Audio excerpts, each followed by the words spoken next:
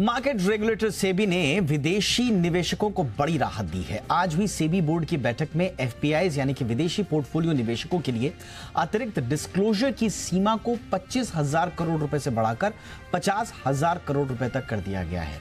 अभी तक एफपीआईज को 25,000 करोड़ से ज्यादा निवेश या एक ही कॉर्पोरेट समूह में 50% से ज्यादा निवेश पर ओनरशिप डिस्क्लोजर देनी होती थी। इस अहम बैठक की पूरी डिटेल्स को विस्तार से समझते हैं हमारी संवाददाता एकता सूरी से।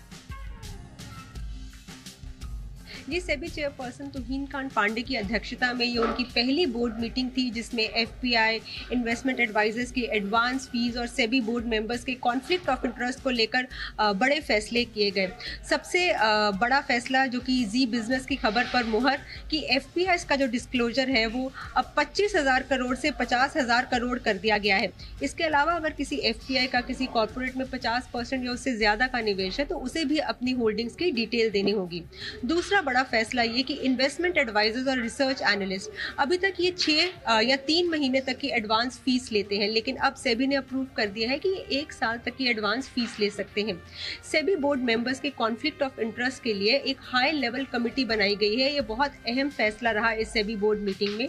ये जो हाई लेवल कमेटी है ये सेबी बोर्ड मेंबर्स की आचार संहिता, उनकी इन्वेस्टमेंट्स पर नजर रखेगी और इस कमेटी में कानूनी, प्राइवेट सेक्टर से और सरकारी सेक्टर से विशेषज्ञ होंगे, जो कि 3 महीने बाद जो है अपनी रिपोर्ट सौंपेंगे। इसके अलावा सेबी की प्रेस कॉन्फ्रेंस में ये भी चर्चा हुई कि एनएसई के आईपीओ पर काम चल रहा है और सेबी की कड़ी नजर है उन लोगों पर जो पंप एंड डंप करके मार्केट से मुनाफा कमाने की कोशिश करते हैं।